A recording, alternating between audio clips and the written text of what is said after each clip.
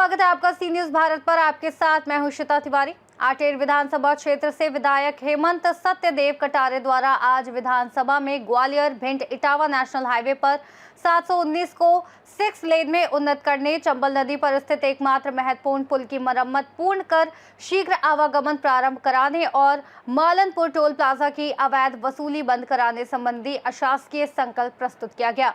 ये प्रस्ताव ग्राह्य हुआ और सदन में इस पर विस्तृत चर्चा हुई। चर्चा की शुरुआत करते हुए कटारे ने अध्यक्ष का आभार व्यक्त करते हुए कहा कि ये विषय किसी दल विशेष से जुड़ा नहीं बल्कि जनहित से जुड़ा हुआ गंभीर विषय है। कटारे ने कहा कि वर्तमान में ये हाईवे लोगों की जुबान पर खूनी हाईवे और मौत का हाईवे के नाम से जाना जा रहा है। ऐसा कोई दिन नहीं जाता जब इस मार्ग पर दुर्घटना की खबर सामने न आती हो। विधायक कटारे ने विशेष रूप से संतों के आंदोलन का उल्लेख करते हुए कहा कि जिले के हजारों संत महात्माओं को सड़क निर्माण की मांग को लेकर 2 दिन तक भूख हड़ताल पर बैठना पड़ा। ये स्थिति अपने आप में अत्यंत गंभीर और चिंताजनक है। शासन की ओर से ये माह में कार्य प्रारंभ करने का आश्वासन दिया गया, लेकिन 2 महीने बीत जाने के बाद भी कार्य शुरू नहीं हुआ। परिणाम स्वरूप संतों को पुनः आंदोलन के लिए बाध्य होना पड़ा। कटारे ने उदाहरण देते हुए कहा कि हाल ही में एक विशेष दौरे के दौरान रातों रात सड़क निर्माण कार्य पूरा कर दिया गया। यदि प्राथमिकता के आधार पर एक रात में करोड़ों रुपए का कार्य हो सकता है तो इस जनजीवन से जुड़े हाईवे के लिए तत्परता क्यों नहीं दिखाई जाती। अपने वक्तव्य के अंत में विधायक कटारे ने कहा कि ये विषय कांग्रेस या बीजेपी का नहीं है बल्कि जनजीवन की सुरक्षा का है। सड़क हादसों में हो रही मौतें किसी भी राजनीति से ऊपर है। उन्होंने कहा एक तरफ लोग मरे और दूसरी तरफ उनसे टोल वसूला जाए, ये स्वीकार्य नहीं है। सरकार तय करे कि वह टोल मालिक के साथ खड़ी है या जनता के साथ। अध्यक्ष महोदय, मेरा यह अशासकीय संकल्प प्रस्तुत करता हूं। ग्वालियर भिंड इटावा नेशनल हाईवे 719 की 6 लेन एवं हाईवे पर स्थित चंबल नदी के क्षतिग्रस्त पुल का मरम्मत कार्य पूर्ण कराकर आवागमन प्रारंभ किया जाए। संकल्प पत्र प्रस्तुत हुआ।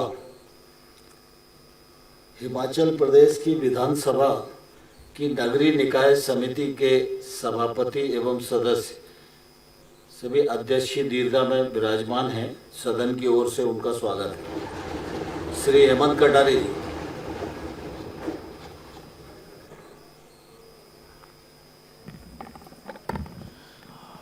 माननीय अध्यक्ष महोदय, सर्वप्रथम मैं आपको अपने दिल की गहराई से धन्यवाद देना चाहूंगा क्योंकि एक ऐसा जनहित का विषय है जिस पर आपने मुझे चर्चा का अवसर दिया। चूंकि विषय केंद्र सरकार से जुड़ा हुआ है, नेशनल हाईवे है, इसमें निश्चित ही राज्य सरकार की सीमाएं बंधी हुई हैं, अधिकार क्षेत्र बंधे हुए हैं, परंतु अशासकीय संकल्प के माध्यम से यदि इस विषय को सदन में उठाया जाए तो मुझे लगता है केंद्र सरकार इस पर गंभीरता से विचार करेगी। और ये कांग्रेस या बीजेपी से जुड़ा हुआ विषय नहीं है अध्यक्ष महोदय, चूंकि आपका क्षेत्र भी उससे निकट है और आप खुद इस समस्या से भली भांति परिचित हैं कि इस हाईवे को वर्तमान में कोई खूनी हाईवे कह रहा है, कोई मौत का हाईवे कह रहा है, क्योंकि प्रत्येक दिन ऐसा कोई दिन नहीं जाता, ऐसी कोई सुबह नहीं होती जब अखबार खोला जाए। मुझे तो आज भी याद है क्योंकि होली आने वाली है अध्यक्ष महोदय, पिछली होली पर आपको शायद याद होगा मैंने इस बात को अपने वक्तव्य में कहा भी था कि एक ही घटना में 7 परिवारों ने अपने परिजनों को खोया था। उनके यहाँ होली पर मातम पसरा हुआ था और चूंकि होली आने वाली है, मुझे आज भी याद है, और प्रत्येक दिन ऐसा होता है। इसको मौत का हाईवे का नाम दे दिया गया है वहां पे लोगों द्वारा।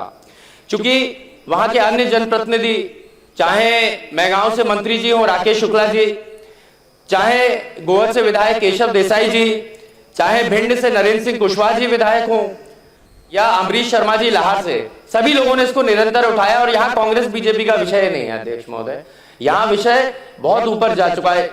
और पहली बार मैंने अपने राजनीतिक जीवन काल में देखा कि जो संत हैं, जिले के सभी संत, चाहे उसमें दंदरहुआ सरकार हो, तेजपुरा महाराज, जितने संत, करीब हजारों की संख्या में संतों ने हड़ताल करी।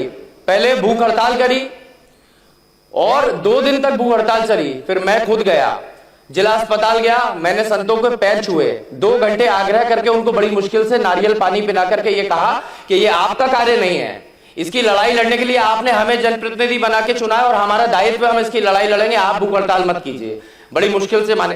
पुनः उन्होंने दूसरी बार हड़ताल करी क्योंकि शासन ने झूठा आश्वासन दिया, कहा कि हम 1 महीने में काम इसका प्रारंभ करेंगे। 1 महीने के 2 महीने बीत गए, एक गिट्टी का काम प्रारंभ नहीं हुआ अध्यक्ष महोदय। इसके बाद पुनः जो भूतपूर्व सैनिक हैं, इन लोगों ने एक यात्रा चलाई, समाज सेवियों के साथ मिलकर के दिल्ली तक पदयात्रा करी इस हाईवे को लेकर के। क्यों भिंड के, ग्वालियर के या इस हाईवे पे जो भी लोग चल रहे हैं, क्यों उनके मौत के घाट उतारा जा रहा है और क्यों उनको सिर्फ मुआवजे तक सीमित किया जा रहा है? क्या इन मौतों को रोकने के लिए हमारा सदन चिंतित है या नहीं अध्यक्ष महोदय? मेरा चिंता यह है, मैं चाहता हूं, क्योंकि हमारे अधिकार क्षेत्र में ये निश्चित ही, मेरे क्षेत्र की जनता भी जानती है इस बात को, लेकिन ये तो हमारे अधिकार क्षेत्र में है कि हम इस काम की अनुशंसा करके सर्वसहमति से, चाहे वो पक्ष हो सत्ता का या विपक्ष हो, हम सब लोग मिलकर के इस हाईवे के कार्य को केंद्र सरकार को चेताए और उनसे हाथ जोड़कर आग्रह करें कि अतिशीघ्र इस कार्य को प्रारंभ किया जाए। एक अध्यक्ष महोदय मैं आपको उदाहरण देना चाहूंगा। अभी हाल ही में अमित शाह जी आए थे ग्वालियर में, स्वर्गीय पंडित अटल बिहारी वाजपेयी जी की पुण्यतिथि थी।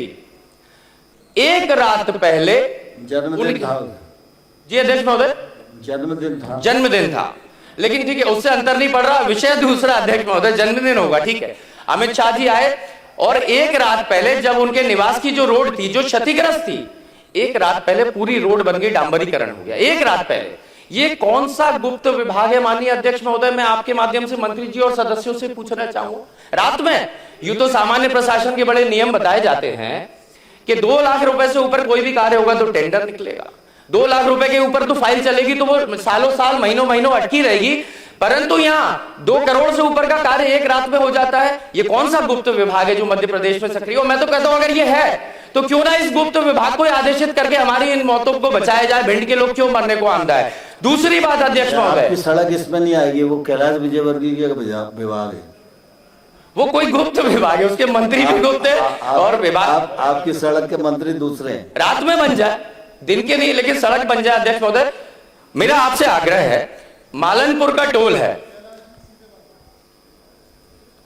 मालनपुर में जो टोल है अध्यक्ष महोदय, एक तरफ तो सड़कों पे इस हाईवे पे मौत हो रही है, ये एक पहलू है।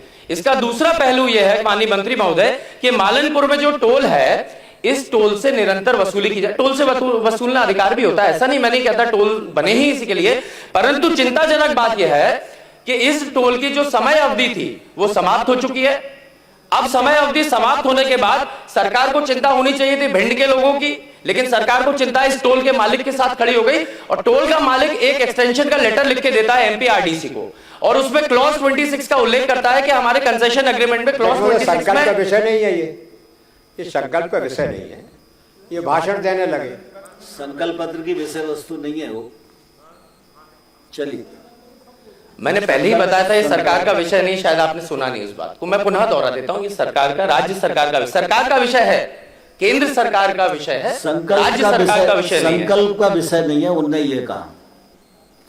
अध्यक्ष महोदय, ये संकल्प का विषय है और लोगों की यदि मौत की बात आएगी तो मुझे लगता है विषय बदलने को भी ये सदन को मजबूर किया जाएगा। यहाँ लोगों की मौत की बात है अध्यक्ष महोदय, मेरा हाथ जोड़ के आपसे निवेदन है, मैं इसमें कोई भी राजनीतिक बात नहीं कह रहा, मैं इसमें सिर्फ इतना आग्रह कर रहा हूं कि ये टोल, एक तरफ लोगों की मौत हो रही है, दूसरी तरफ मालनपुर पे टोल वसूला जा रहा है।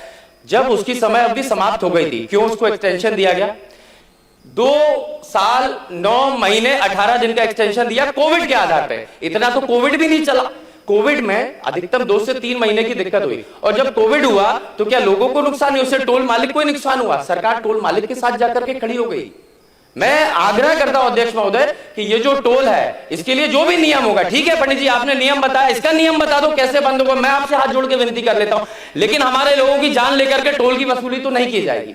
हो सकता है मुझे नहीं पता नियम, आप सर्वज्ञाता है नियम के, आप नियम बता दो, उस नियम से बंद करवाने चले, लेकिन ये तो नहीं होगा अध्यक्ष महोदय कि एक तरफ लोग मरेंगे और दूसरी तरफ उनसे टोल भी वसूला जाएगा। जब आप वो विषय लाएंगे तो नियम बता देंगे, आज उसका अवसर नहीं है, जब उस विषय को लाएंगे तब बता देंगे। काफी हंसी की बात थी, मुझे तो नहीं महसूस हुई पर सम्मानित सदस्यों को हुई, ठीक है, धन्यवाद। अध्यक्ष महोदय मैं अंतिम बात ये कहना चाहूंगा, आखिरी बात आपसे सिर्फ इतनी सी कहना चाहूंगा कि इसी के साथ में एक विषय और जुड़ा हुआ है। फूब से इटावा जो पुल है, जिससे एकमात्र पुल है जो यूपी से कनेक्टेड है, इसी से हमारे लोग जा सकते हैं, तो ये जो पुल है ये हमेशा क्षतिग्रस्त बना रहता है, इसकी भी मरम्मत की जानी चाहिए। साथ ही साथ मेरी सिर्फ इतनी सी मांग है इसमें कि जो 6 लेन है उसके लिए अपग्रेड किया जाए हाईवे को। यदि तत्काल अपग्रेड नहीं हो सकता है, उसके प्रोसीजर यदि लंबा है, तो टोल जो इसका जो चौड़ीकरण का कार्य है, जिसके लिए अनेकों मीटिंग हो चुकी है, कलेक्टर मंत्री सबको बुला के 100 मीटिंग हो चुकी है, उसमें चाय नाश्ता इतना बढ़ गया अध्यक्ष महोदय, पता नहीं उसके कितने खर्चे हुए होंगे। तो ये मीटिंग बंद करके कम से कम चौड़ीकरण का कार्य शुरू कर दिया जाए। तीसरी बात, ये जो टोल वसूला जा रहा है, ये एक्सटेंशन दिया है, सरकार तय करे कि वो टोल मालिक के साथ खड़ी है या उनके साथ खड़ी है जिन लोगों की वहां पर मौतें हो रही हैं। और आखिरी बात ये कहूंगा अध्यक्ष महोदय कि एक और टोल इसी हाईवे पे पड़ता है बरहई से। तो टोलों का नियम यह है कि जो 15 से 20 किलोमीटर की सीमा में जो गांव है और जो ग्रामवासी हैं, उनको जो एक पास बना के दिया जाता है, जिससे कि उनको रोज के रोज टोल वसूली नहीं की जाए। तो जो निकट के गांव है उनसे भी अवैध वसूली की जा रही है, उसको समाप्त किया जाए। और अंत में सिर्फ ये कहूंगा कि यह विषय जनहित का विषय है और कैसे मौत पर राजनीति बंद की जाए और इन मौतों को रोका जाए, सर्वसहमति से मेरा आपसे आग्रह है। सत्ता पक्ष से विपक्ष तो है ही, हम सब लोग मिलकर इसको पारित तो करें ही, साथ ही साथ केंद्र सरकार से आग्रह करें कि अतिशीघ्र कहे 30 दिन या 40 दिन के अंदर इसका कार्य प्रारंभ किया जाए। आपने मुझे इस महत्वपूर्ण विषय पर बोलने का समय दिया, इसके लिए बहुत बहुत धन्यवाद। भिंड से सी न्यूज संवाददाता विनोद शर्मा की रिपोर्ट। फिलहाल के लिए रिपोर्ट में इतना ही। देश और दुनिया की तमाम बड़ी खबरों के लिए आप देखते रहिए सी न्यूज भारत।